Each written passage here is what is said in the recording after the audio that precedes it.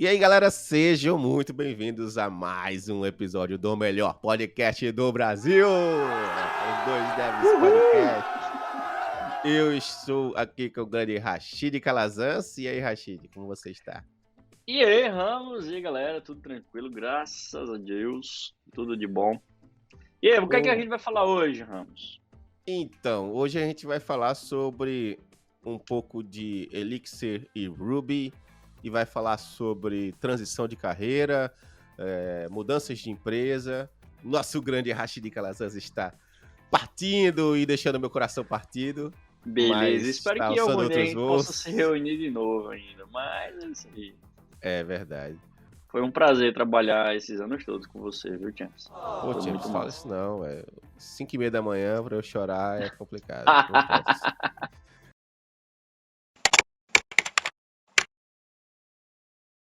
Vamos nós de novo, né? Eita, cara, essa vai ser a minha quarta mudança de linguagem, velho. Tu começou em Java, né? Não, eu comecei mesmo em Delphi. Em Delphi, Java, Ruby e Elixir. Mas assim, a mudança é porque agora é basicamente, né, focado, né? É a mudança porque é focado. É um paradigma diferente também, ou não? Não é tanto assim. Olha, E eu acho que é mais ainda porque muitos problemas que a gente resolve de um jeito que eu acho que é mais penoso pra gente, tá ligado? Por exemplo, qualquer coisa que a gente já quiser fazer em outra thread hoje com o Ruby, o que a gente faz? A gente cria um background job. A gente Uhum. usa o Redis ou o Rescue, né? Como acho que você tá usando. Por quê? Porque a gente quer jogar tudo pra outra thread pra não ficar segurando a thread da gente. E a gente precisa de uma biblioteca ou a gente usa a biblioteca do Rails, o Application Job. E aí ele manda para o Redis ou Rescue e processa e tal. Não é vamos dizer assim, não é uma fricção grande, né? Não é. A gente tá usando outra coisa que não é o da linguagem. Assim, o que eu quero dizer, a gente tá usando outro sistema, que é o Redis, para poder armazenar ali e tal. Por mais que seja rápido e tal. Enfim. No Elixir, o que se faz é simplesmente criar outro processo. É o que não tem essa noção de thread exatamente, entendeu? Tem a noção de processos. Então, tudo é um processo na máquina virtual do Erlang. Então, existe um processo e esse processo, ele quer processar qualquer outra coisa que ele vislumbra que, não, isso aqui pode ser processado em outro processo, ele simplesmente starta outro processo e manda mensagem para esse processo do que ele quer que seja processado. E outro processo, foda-se, tá ligado? E aí, esse processo, ele vai ter toda uma árvore de supervisionamento, né, digamos assim, para que se ele falhar e tal, ele usa a estratégia dele lá. E é super simples, tá ligado? Bicho, muito, muito simples mesmo. E você tem, tipo, vários tipos de processos que você pode usar, né? Dependendo do tipo de task que você quiser executar. Um exemplo, né? Vamos supor que você quer mandar mensagem para o Slack. É uma coisa que, tipo, e você não se importa, assim, não me importa se essa mensagem vai chegar ou não vai, é só, eu quero que mande. Como a gente faria em Ruby? A gente criaria uma classe, essa classe era sei lá, um background job, a gente chamaria um background job em background, né? E iria enfileirar Enfileiria, esse isso. job, né? E ele ia ser executado ele ia ser pego lá pelo sidekick, né? Normalmente a gente usa sidekick, mas pode ter. Tem outros, né? Também. Eu tô muito acostumado com sidekick. No caso, o Rescue é outro, tá ligado? O Rask é outro, né? Pronto. O Rask usa o Redis também, ou não? Acho que usa o Redis. Uso. Ou pode. É por padrão, Não, né? Mas fala. pode usar outro também, né? Isso, pode usar outro também. Mas, enfim, o que acontece é, a gente manda um background, e aí a fila de background vai lá, pega e processa. Se der erro lá, pode ficar lá em loop, né? Dependendo de se você não tratar, você pode configurar a fila do background job lá pra, sei lá, depois de 2 erros ou 3, pare de tentar. Você pode botar um rescue lá pra, se der erro, mandar pra algum lugar e não processar mais. Enfim, é tranquilo? Mas você tá usando outro sistema pra fazer aquilo que você precisa fazer. Com o Elixir, o que você faz é, você cria um módulo que é um supervisor de uma task, por exemplo. Literalmente, o nome do módulo é task, tá ligado? O nome do módulo que você vai usar. Mas aí você cria um supervisor para poder supervisionar essa task, se você quiser, mas normalmente é melhor que você crie um supervisor, porque no futuro você pode querer ter estratégias diferentes para ele. E aí esse supervisor, quando você quiser mandar a mensagem, você cria um módulo que ele vai startar uma task, um filho para esse supervisor, que é uma task. E essa task simplesmente é um outro processo que você vai chamar, você vai criar um módulo e enviar mensagem para o Slack. Esse módulo não tem nada a ver com o processo, ele não sabe nada sobre task, sobre Gen-Server, sobre nada. Ele só vai enviar mensagem para o Slack. E aí você vai criar um outro módulo que é a task que vai ser startada, que vai chamar esse módulo que vai enviar a mensagem. Pronto, basicamente isso. Lá no seu módulo lá de negócio, você vai, em algum momento, chamar, sei lá, Slack notification.send notification. E aí ele vai mandar, ele vai startar o outro processo. Me explica aí. Beleza, ele vai startar, mas ele enfileira também? Já é... Como é que funciona? Não, ele vai startar um processo e vai executar esse processo. De imediato? Você pelo menos tem como agendar, por exemplo, também? Você tem como agendar. Aí a gente já tá mudando um pouco da estratégia, né? Por exemplo, esse exemplo que eu te dei, ele vai startar outro processo e executar. A máquina virtual do Erlang, ela trabalha com o modelo Actor Model, né? Então ela tem um mailbox, né? Quando eu digo startar processo, que ele vai para esse mailbox e vai ser executado, né? Entendi. Então você pode chamar, sei lá, milhares de processos ali e ele aguenta, entendeu? São processos bem leves. Vamos supor que agora você não quer fazer isso. O que você quer é que todo dia às 3 da noite ele mande uma mensagem para alguém. Aí você vai ter que usar um outro tipo de processo, seria um cron, né? Para isso, aí eu acho melhor você usar uma biblioteca que já existe, entendeu? E aí a galera normalmente usa muito o Quantum, eu acho. Que é uma biblioteca que faz isso. Isso por quê? Porque dá mais trabalho você fazer essa configuração de enviar em certos horários. E aí é melhor você configurar com uma biblioteca dessa. Mas vamos supor que você quer também agora um processo que rode de 10 minutos. Então você vai fazer isso em código Elixir mesmo. Então, tipo, você quer que toda vez que a aplicação subir, ele rode um negócio e rode de 10 minutos aquilo ali. Basicamente você vai fazer é manter o processo em loop. Você não vai manter o mesmo processo em loop. Você pode até fazer um processo chamar outro processo depois ele morrer, ou você pode deixar um processo só em loop. Então, depende da sua estratégia. Então, vamos supor que você tem algo que vai só fazer um ping numa URL para verificar se está online, uma coisa assim, por exemplo. Você quer que isso seja feito de 1 em 1 minuto. Então, você vai startar um processo, que não tem nada a ver com os processos que você já tem lá, o web e tal. Você vai startar um processo, vai executar esse processo. No final do código desse processo, você vai simplesmente chamar process send after 1 minute. E aí você vai fazer esse processo e startar outro processo depois de 1 minuto, entendeu? Entendi. É como se ele fosse um loop ali, mas ele vai estar sempre mandando a mensagem para ele mesmo. Mas quando eu digo ele mesmo, não é o mesmo processo, mas é tipo, ele é o mesmo código, dentro do mesmo código. Então ele vai mandar para o mesmo módulo a mensagem. Então de um em um minuto ele vai sempre mandar essa mensagem, como se fosse um agendamento, né? Mas não é um agendamento de horário, entendeu? Sim, mas assim, sim. O que me impressiona é a simplicidade desse código, entendeu? E assim, ele usa basicamente o Elixir, é uma linguagem irada e tal, só que ele basicamente é realmente uma capa pro Erlang, tá ligado? Eu acho que uma associação interessante seria você pegar, por exemplo, um Corolla 2000 e um Corolla 2021, tá ligado? É o mesmo carro, tá ligado? Só que, tipo, velho, você olhar, ele é bem diferente se você olhar pra um e olhar pro outro, entendeu? Então, eu acho que a analogia é essa, assim. Você tem um carro que já era do caralho, já era um carro foda, mas, tipo, se você olhar pra versão mais nova dele, porra, tem umas paradas massa que o outro bem não mais tem. Atualizado e tal. Só que eu não sei se essa analogia é tão boa, porque, assim, o Erlang é como se fosse o carro de 2021, só que numa carcaça antiga. Uma carcaça do ano 2000, entendeu? E o que o Elixir Entendi. é uma carcaça 2021, teoricamente, assim. E todas as facilidades que você tem criando um processo com Gen-Server ou qualquer outra coisa no Elixir, basicamente ela existe no Erlang já. O Elixir só deixa mais bonitinho, tá ligado? As funções. Mas todos os callbacks e tudo mais basicamente eles já existem lá no Erlang. E você pode fazer um código Erlang, tá ligado? Não precisaria fazer um código Elixir. Entendi. Mas o código Erlang é bem mais chato de fazer. É como assim, ele não é moderno, digamos assim. Né? Talvez a analogia fosse melhor, James. Java 5, Java 6 para o Java 15, tá ligado? Não é não? Porque dá pra fazer a mesma coisa, sendo que é totalmente diferente. Tipo, é muito mais simples e prático com o 15 e o 5 ou 6 tem toda aquela verbosidade e tal. Talvez são Eu outras acho que capas. Acho que é uma analogia melhor mesmo. Eu sou péssimo com analogia. Não, é porque eu pensei agora, você falando do jeito. Não, dá pra fazer a mesma coisa, mas é um pouquinho mais verboso e tal.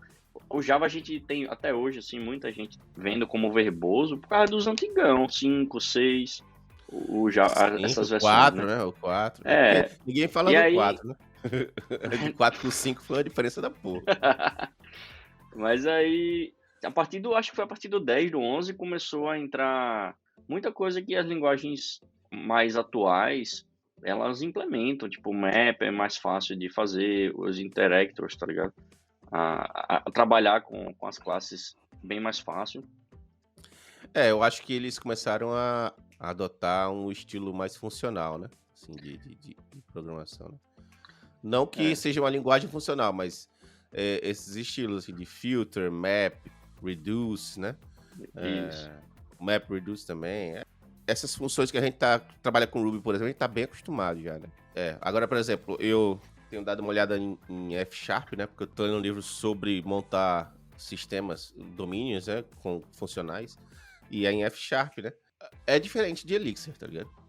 Uma coisa que eu não vejo a galera fazendo muito em Elixir, e aí a galera que tá me ouvindo me perdoa aí, também que eu não sou o mestre em Elixir não, mas eu vejo a galera criando muito tipos, tá ligado? A galera que programa em F Sharp, acho que talvez em Haskell também, a galera faz muito isso, de programar mais, eu diria que é mais matematicamente, assim, voltado para criar tipos que são funções, entendeu? Então, eu tenho um problema maior, eu crio a solução em várias funções pequenas que eu vou juntando essas funções, e aí eu posso juntar elas de várias formas. Então, a galera tende a pensar, a raciocinar dessa forma para resolver os problemas, entendeu? Então, tipo, qualquer problema que eu tenha, eu quebro ele em partes bem pequenas que eu crio ali, vou criando tipos e funções pequenas onde eu vou concatenando e gerando funções maiores, entendeu? Entendi. E é bem diferente da forma de pensar de quem trabalha com orientação a objetos, tá ligado?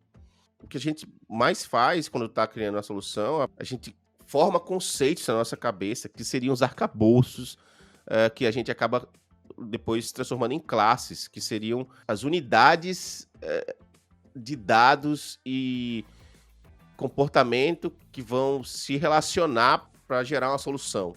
Então, tipo, a gente pensa um pouco diferente. De certa forma, é uma coisa que é parecida, mas é bem diferente ao mesmo tempo, entendeu? Eles pensam em tipos, a gente pensa em arcabouços de conceitos, né? Então, assim, acaba se tornando uma solução muito diferente. E a forma de pensar em solução também se torna bem diferente, né? Que eu acho que esse paradigma que é um pouco mais complicado, entendeu? E o Elixir, eu acho que ele tá, assim, numa régua, ele estaria de 0 a 10, assim, sendo 0 orientação a objeto e 10 funcional, acho que ele tá entre os 7,5, 8 ali, sabe? Ele, Entendi. ele é funcional, mas lembra muito o Ruby. A gente não tem classe nem nada, mas a gente pode criar structs, tá ligado? Que podem ter funções também. E ele armazena, de certa forma, dados, tá ligado? Mas não tem estado, entendeu? Assim, no sentido de, tipo, você pode até fazer update num struct, mas o que você tá fazendo, no final das contas, é criando outro struct, entendeu? Você não tá mantendo a mesma instância. Não tem instância, né, de memória, você não tá mantendo ali. Porém, eu acho bem diferente ainda de F Sharp, assim, sabe? Digamos assim, eu sei o suficiente para trabalhar, mas eu ainda não sou o fodão do paradigma funcional, tá ligado? Mas aí, Tô vendo rapidinho, que pô, assim, em alguns meses você já vai. não sei, eu acho que tem umas diferenças, entendeu? E eu acho que o ponto que eu tô agora é me aprofundar mais no paradigma mesmo, além da linguagem, assim, no pensamento funcional, digamos assim, né? A forma de pensar soluções no paradigma funcional. Então é basicamente tentar olhar não só em Elixir, né? Olhar soluções, ver código mesmo, ver como as pessoas solucionaram problemas em outras linguagens também funcionais e ler bastante, velho. Eu acho que cair dentro mesmo, realmente, nos livros. Eu tenho feito isso nos últimos anos, assim, mas o que eu acho é, tipo, existem várias camadas de abstração, né?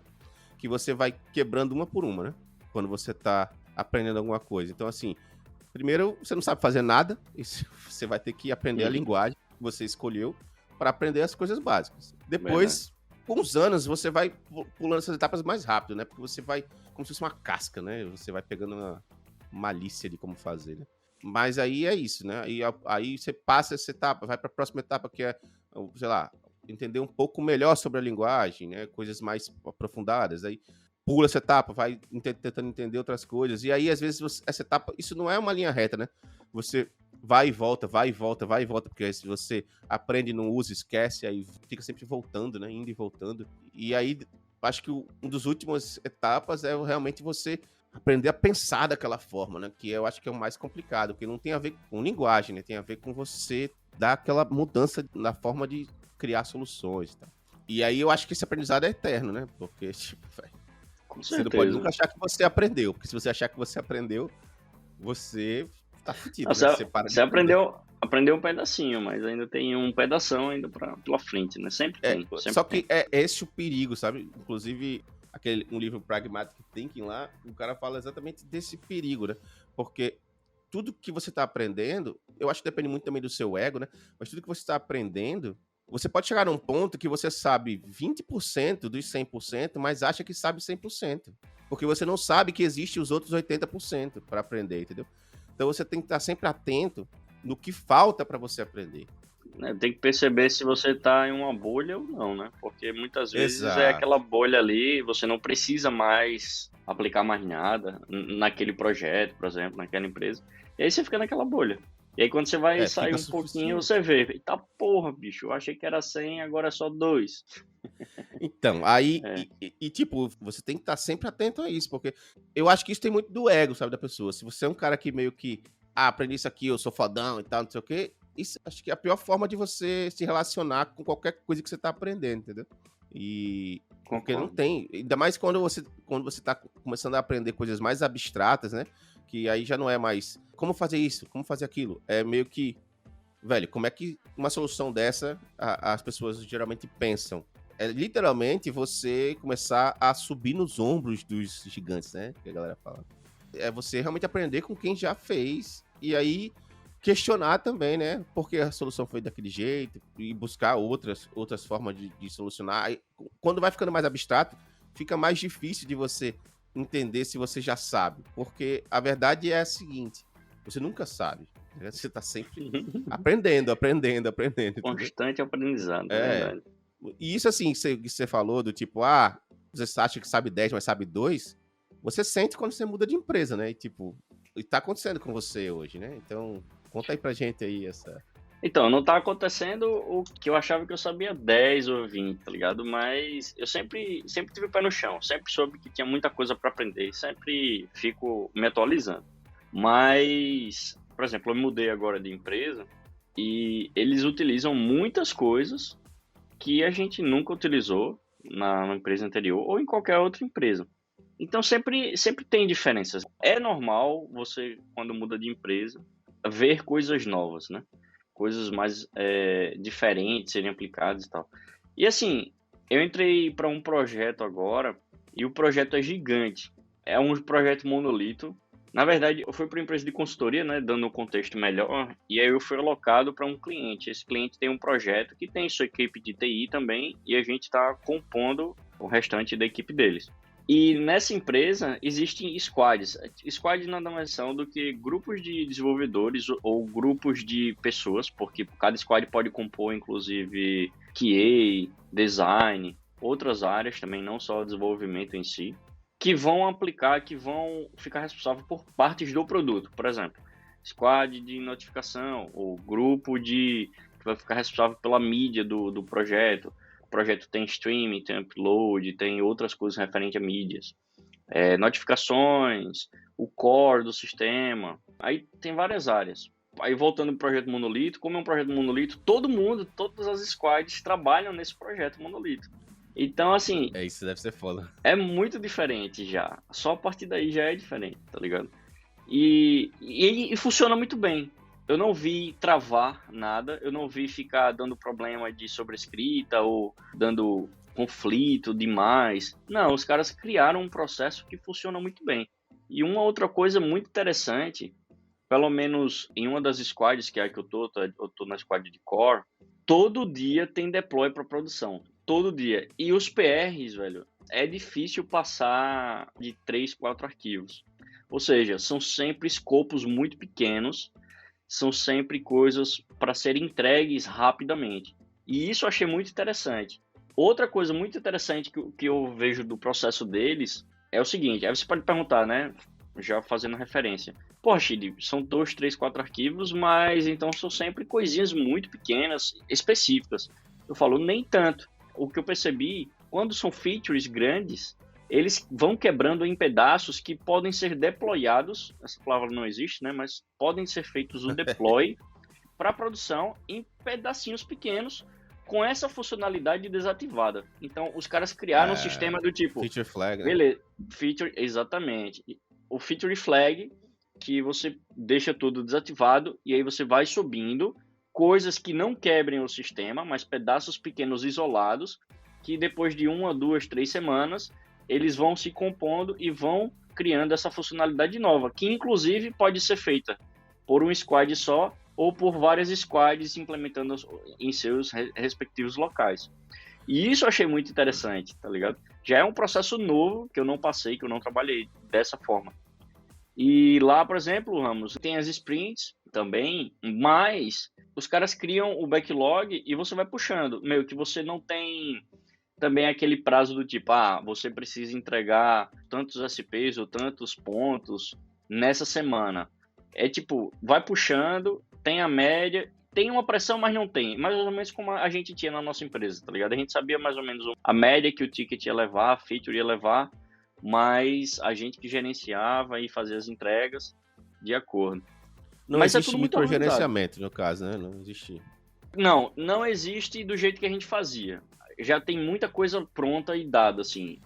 Eles, Não, o que eu queria dizer não foi isso. O que eu quis dizer foi não existe alguém ali olhando no seu ombro o que você tá fazendo, né? Tipo, por que tá demorando? Isso. Microgerenciamento de alguém pra gente, né? Sim. Isso. Aparentemente não. Eu tô lá há pouco tempo ainda, mas aparentemente não. Pelo menos eu acho que eu tive uma boa sorte de pegar um cliente, né? Porque nem todo cliente, quando é consultoria, você tem uma sorte. Eu não sei ainda como é exatamente a filosofia da empresa para adquirir clientes, mas esse cliente é muito massa. Eles têm um processo de onboard muito bom, eles se preocupam com os desenvolvedores, eles têm os deles. Os processos deles são muito, muito interessantes e funcionam muito bem, velho. É tudo muito rápido, sabe? Tipo, não tem tempo de ficar parado, cada um tem sua responsabilidade muito bem definida. Tem caras que ficam especificamente criando os cenários. Por exemplo, cada squad tem alguns líderes. Não são os techs da squad, mas tem techs que o cara fica responsável só para, nas reuniões, pegar as informações, mapear o que precisa. Esse cara também coda, mas a responsabilidade dele ainda é verificar o que estão trazendo do backlog para ver se faz sentido, verifica o que o QA, quando testou um bug, e descreveu, se descreveu bem, se colocou todos os passos, e entre outras coisas, assim, é tipo, todo mundo tem uma responsabilidade muito bem definida, que também isso não é toda empresa que acaba conseguindo fazer, né? A empresa tem que ser um pouco maior, né, pra fazer isso, sim. E a empresa é grande. Deixa eu te perguntar uma parada. Pra contextualizar a galera aqui, a gente trabalhava junto numa startup, né? A equipe é pequena, o projeto é gigantesco também. Me abandonou. É você que me abandonou. A equipe é pequena e o projeto também é gigantesco, mas pela equipe ser pequena, a comunicação ali acho que era mais fácil de ser feita, tinha menos processos na comunicação. Sim. Você tá sentindo uma diferença grande, assim, de sair de uma equipe menor para uma equipe, pelo que você falou, é uma equipe bem maior, né? Porque tem várias equipes. Né? Eu tô sentindo diferença, mas é uma diferença interessante, assim, ela é boa, porque assim, por exemplo, eu trabalho quase há 8 anos só em startups que têm produtos grandes, sendo que equipes reduzidas, equipes de desenvolvedores que chegaram até 20 pessoas, por exemplo. E tinha os processos, mas é diferente. E outra coisa, eu trabalhava esses 8 anos em empresas de produto, né? Então a gente nunca foi consultoria ou uma software house da vida. Sempre a empresa tinha o seu próprio produto e o seu time. Então, sempre foi muito enxuto. Nessa empresa, na que eu fui contratado, tem 20 anos de mercado. Ela já nasceu remota, isso é muito interessante. Ela é lá de Nova York. E tem 380 funcionários em média. E assim, tem que ter muito processo. Provavelmente ela já passou por muito problema no início, né, para desenvolver o seu próprio fluxo de trabalho, que hoje é muito bom. Você entra, você já tem todo o direcionamento. Quando foi alocado para esse cliente, ele também tem um processo muito bom de onboarding, de entrada, de acompanhamento, de desenvolvimento, de comunicação. E também tem muitas pessoas, tem 180 funcionários nessa empresa que eu fui alocado. Então, assim, muita gente fala, mas isso aí é empresa média. Beleza, para mim é grande, porque eu nunca trabalhei com tantas pessoas, tá ligado? E aí, respondendo a sua pergunta, sim, eu vejo um processo diferente. Uma das coisas que eu percebo é, olha, a comunicação sempre foi fundamental e primordial. Aí a diferença é, deixe ela sempre transparente para todo mundo. Escreva sempre em channels, alerte todo mundo o que você precisa fazer, sempre se comunique. Coisas interessantes, né? Deixe seu calendário totalmente atualizado, aí é o calendário da empresa, com o e-mail da empresa, porque aí todo mundo consegue ir atrás de você, ver se você está em reunião, ver se você vai ter reunião naquele dia, ver se você consegue fazer uma sincronia com o cara que você precisa. Então, assim, parece um pouco burocrático, mas pelo menos para a empresa que eu fui contratado e que eu fui alocado, não tem burocracia. São etapas que fazem fluir, não é etapas que te param e te impedem de desenvolver ou de entregar ou de esperar muito tempo fazer alguma coisa. Não. E, inclusive, se você se sentiu bloqueado ou algo assim, eles falam, olha, você tem que achar uma maneira de se desbloquear. Se essa pessoa que você precisa conversar não está suprindo, não está podendo, está muito atarefada, procura outra similar, pede para ela indicar outra pessoa, comunica nos channels específicos gerais, tenta se desbloquear, não fica travado esperando algo burocrático. A gente não é burocrático. Então isso é muito interessante. Eu vejo a empresa fluir. É bem diferente, velho. É bem diferente. É outra realidade, cara. Eu tenho comentado muito que é outra realidade. E eu tô gostando bastante. Eu entrei na empresa que trabalha com Ruby também, com Rails. A parte de API é Rails API, sendo que eles usam, como é um monolito, velho, tem muita coisa. Tipo, a galera de front usa coisas relativamente antigas que ainda fazem sentido para o projeto, que é muito interessante de se ver sendo utilizado. Por exemplo, lá usa Backbone para poder fazer as renderizações de views, no caso de você criar arquivos JS para simular objetos de view. Aí tem o Marionette para pegar uma abstração do Backbone e adiciona mais abstrações para deixar mais simples, para deixar mais OO da vida, assim, você conseguir ter mais flexibilidade e reduzir templates do Backbone. Aí os caras começaram a usar React para tentar fazer outro tipo de componentização. E assim, é muito interessante de se ver. Aí usa também o Humbler, se eu não me engano, é o Humbler Template, tipo, que ele pode ser usado para HTML, ERB ou até JS. Os caras usam em JS. O que é isso? No final das contas, ele vai gerar um HTML, mas ele é um template em JS que você coloca código JS lá e ele reduz, é um syntax sugar também do HTML, tá ligado? Você põe ponto, um nome, aí isso vai renderizar uma div. Aí você consegue reduzir bastante HTML. Cara, é muito interessante, tem muita coisa interessante para se ver e funcionando. A parada do Feature Flag que eu comentei também, eles utilizam muito bem. Eles conseguem ativar e desativar para uma pessoa específica, para um cliente específico, ou para todo mundo de uma vez. E tem bastante detalhezinhos que fazem ficar bem legal isso, de como eles aplicam. E uma coisa mais legal ainda, velho, é o seguinte: o produto deles, a gente chama de network, né? Tipo, é um produto que vai envolver as pessoas, membros e tal, como se fosse rede social. E ele engloba tudo, tipo, você consegue colocar curso lá dentro, consegue fazer streaming, consegue fazer publicações, consegue colocar post. E o mais interessante é que a empresa inteira utiliza o próprio produto. Então a gente é o primeiro tester, tá ligado? Massa. Uhum. E isso é muito massa, porque qualquer feature nova que a gente aplique, a gente já vai estar lá testando no dia a dia mesmo. Eventos que acontecem, o blog, onboarding, toda a documentação dos caras estão lá no próprio produto deles, tá ligado? E isso é muito bacana de ver, velho. Muito massa mesmo.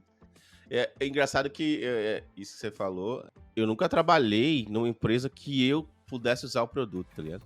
Eu também É, não.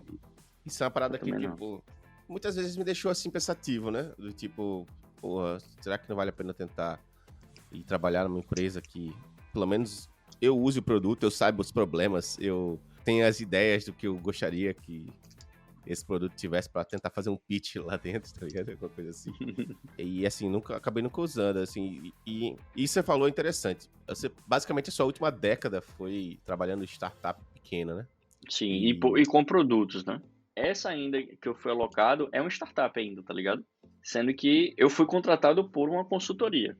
Sendo que é uma é, startup gigante, ao meu ver, tá ligado? De porte, como os caras falam, porte médio, mas é gigante, pô. a grande diferença, eu acho que é durante a sua estadia nessa empresa que você está contratado, né, que você está trabalhando agora, eu acho que a diferença é que com o tempo você vai migrar para outros projetos e tal, talvez, né? Mas Provável. é uma coisa que pode acontecer e aí é a grande diferença também da consultoria para o contrato, né? Mas para uma empresa que você trabalha de produto, né? Porque assim, você se apega ao produto, mas não pode se apegar, né? Tanto, né? Que é tipo, é um Sim. filho que você tem que deixar ir embora, né? Assim. Mas muitas vezes, pô, tenho amigos que trabalham assim também, empresas de consultoria alocados no cliente, e eles estão há 10 anos já, tá ligado? Tipo, ali, alocados no mesmo cliente, não tem, não Acho que sai se de lá. gostarem do trabalho, acho que vai depender muito. Existe sempre essa opção, né? Tipo, de repente você enjoa do projeto e você pode chegar e dizer, bicho, já deu pra mim nesse projeto, me bota outro projeto. É. Existe essa opção, né? Que é talvez interessante, né? Cara, Assim. eu me vejo lá há bastante tempo porque eu quero aprender muita coisa que os caras fazem. E lá, na empresa que eu fui contratado, tem possibilidades de eu migrar de área. Então, eu tenho possibilidade, isso me chamou a atenção porque eu ainda quero voltar para o Swift para mexer com o iOS. Uhum, E na empresa que eu fui alocado, tem nativo Android e iOS também. Inclusive eu baixei. Muito fluido, muito bacana. É nativo mesmo. Sendo que tem o web, mobile app, né? O single uhum. page app também, pelo web. E, cara, o tipo de integração que os caras estão fazendo é bem interessante. Então, tem muita coisa a se aprender ou mexer novamente. E eu tô animado por isso também, pelas possibilidades que podem acontecer, tá ligado? Eu não tô na cabeça que eu só vou ficar 6 meses ou um ano, que normalmente é o que algumas pessoas comentam quando é consultoria, que você fica alocado por períodos, né? Sendo que a própria empresa que eu fico contratado fala, olha, vai depender muito do próprio cliente mesmo. Às vezes a gente quer você reaproveitar em outro projeto, às vezes não dá match com o cliente, pode acontecer, mas não necessariamente tem tempo fixo lá. A cada 6 meses você tem que ser movido. E isso eu achei bacana. E acontece muitas vezes também, a própria empresa que você trabalha, ela quer te botar em outro projeto porque gostou muito do seu trabalho e vê que você naquele outro projeto vai ajudar bastante, mas aí o cliente que você tá alocado, ele vai dizer não, não, de jeito nenhum, tá ligado? E aí acontece essa briga, tá ligado? Da própria empresa com o cliente e tal, e eu vejo isso acontecer muito, assim. E, velho, eu me identifico completamente, sim, com o que você falou. A minha última década também foi dedicada a startup, tá ligado? Tipo, eu vi como é o trabalho em empresas grandes mesmo, né? Eu trabalhava na Indra, que é uma multinacional espanhola. E assim, a grande diferença que eu vejo de uma empresa dessa gigantesca, que tem milhares de funcionários, para uma empresa startup, é como você. Eu acho que isso depende também de empresa para empresa, tá? Mas a grande diferença que eu vi da experiência que eu tive é como você é tratado. Na Indra, hoje pode estar diferente, e não quero ser processado pela Indra, né? Tipo, na Mas minha assim, época. na Indra, você é só um número para empresa. Para empresa, assim, para empresa globalmente, você é só um número em um crachá.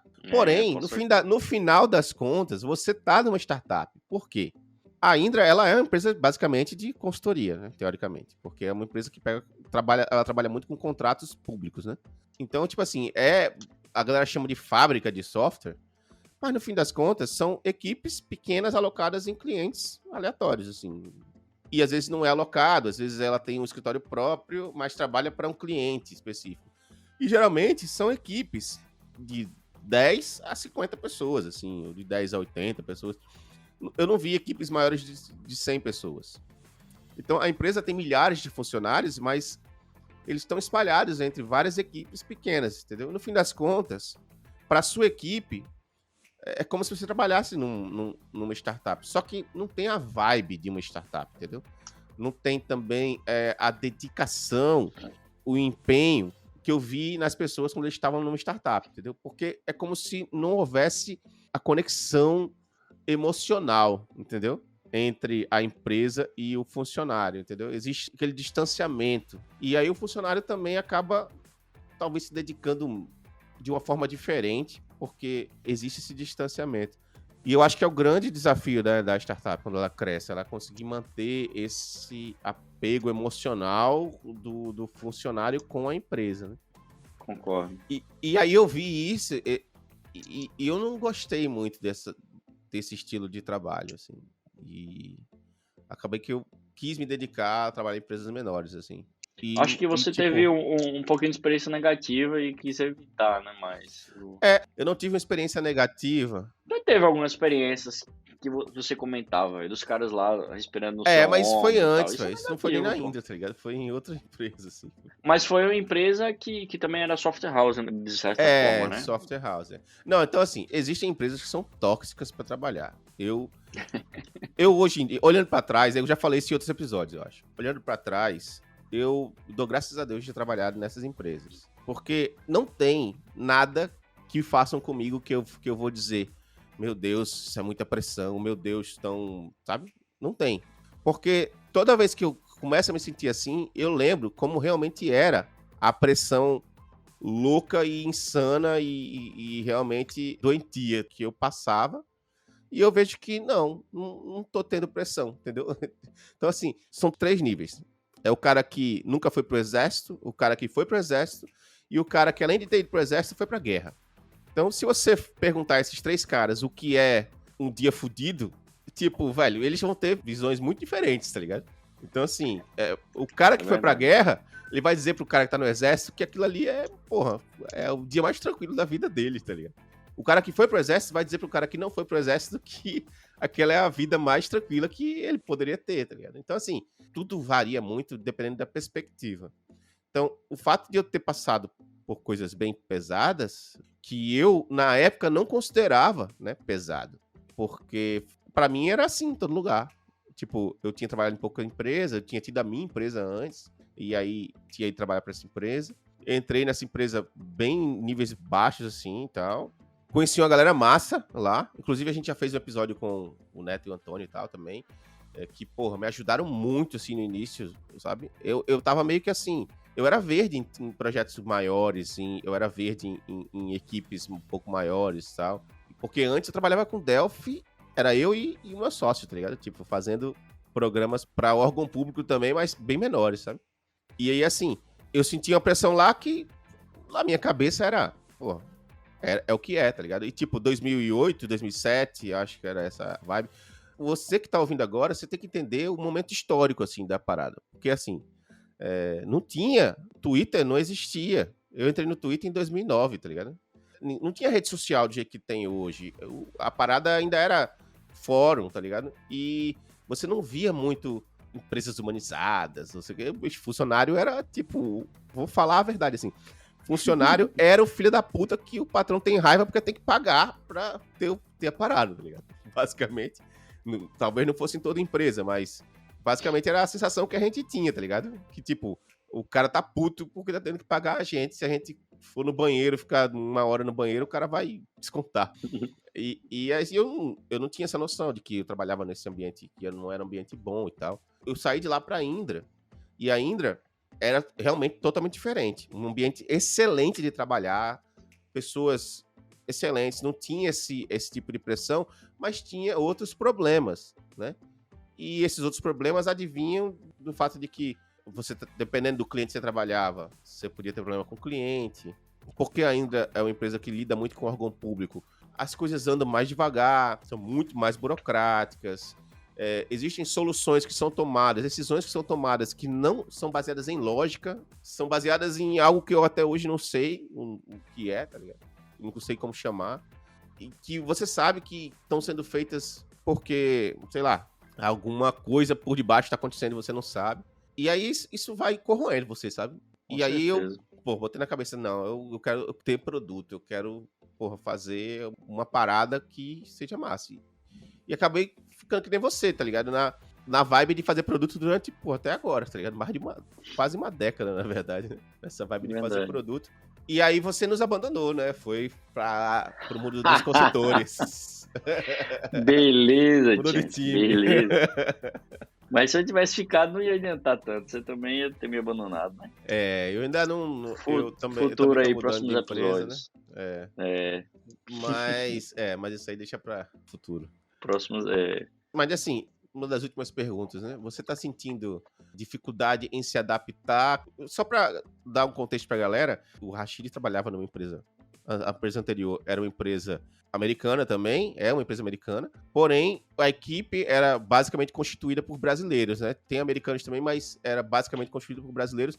Então você tem ali contato com a língua materna, basicamente todo dia, boa parte do dia. E agora Sim. que você está trabalhando realmente, eu imagino que você esteja trabalhando com uma equipe totalmente internacional, né? Tá sentindo uma diferença? Como é que você tá? Cara, isso é incrível, assim.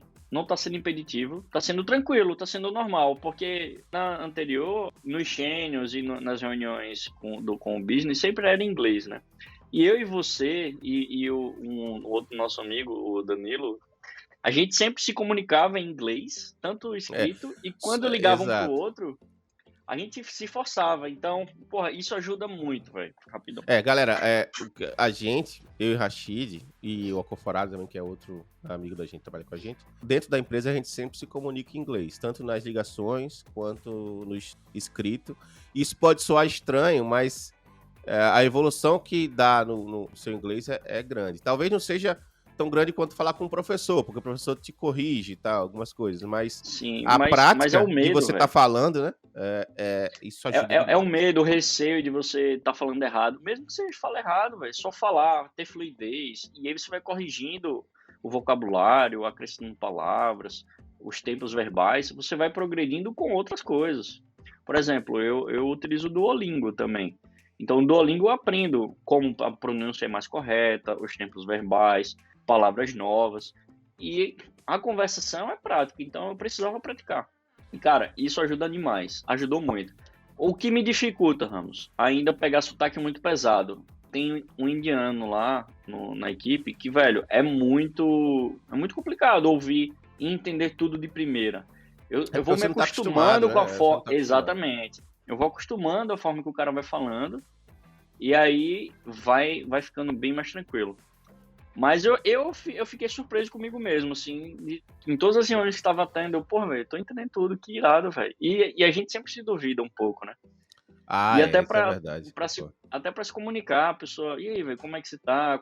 Explica um pouquinho do seu dia, explica o que é que aconteceu. E eu explicando tudo em inglês, e sem receio, foi muito massa.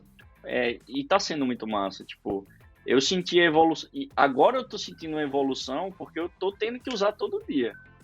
De fato, com todo mundo. Mas é impressionante, velho. É o que eu falo, inglês é fundamental para todo mundo, galera. E principalmente se vocês quiserem tentar uma carreira internacional, remoto, presencial, o que for, é muito importante. Você se comunicar bem é muito importante. Você não precisa ser o pica das galáxias de saber inglês, não, você precisa se comunicar bem. Aí vai um adendo, Ramos, que eu comecei a ter esse mindset há um tempo atrás. É tipo assim, o brasileiro se cobra muito para falar muito bem. Pelo menos os meus Por ciclos de brasileiros, né? amizade, Por brasileiros também, por né? brasileiros. E aí a gente quer se falar, não, pô, não vou tentar nada em inglês, não vou conversar em inglês, porque o meu inglês não é bom, eu ainda erro, às vezes eu ainda gaguejo e tal, não tenho tempos verbais. E aí o que eu comecei a perceber? Velho, a gente fala português errado o tempo inteiro. Mas não é errado de propósito no sentido de não saber as conjunções, de não saber palavras. É gíria, Formas de falar, né? forma de falar, aportuguesando palavras. Hoje mesmo, mais cedo, eu falei uma palavra aí que nem existia. Eu falo, ó, não existe. e tal. Mas é coisas que a gente usa. E eles fazem a mesma coisa. Se a gente vai se comunicar no dia a dia, a gente fala muito velho, fala palavras erradas, tempos verbais. Por exemplo, vou para a praia. É uma frase correta. E aí a gente começa a reduzir. Vou pra praia. Aí depois, vou à praia. Tipo, e depois, vou pra praia. Tipo, você vai reduzindo, enxugando palavras, porque é natural, a gente é brasileiro, a gente vai entender, a gente não vai achar que o cara é analfabeto, não sabe palavra, porque ele tá enxugando, tá reduzindo, tá customizando palavras para se comunicar. E os caras lá fazem a mesma coisa. Então a gente não precisa falar corretamente sempre em inglês. Corretamente no sentido, tenta enxugar palavras, tenta pegar os macetes, pega as gírias dos caras e tenta falar, velho. E só vai. Não fica aprendendo querer falar 100%. Isso não existe, velho. Concordo.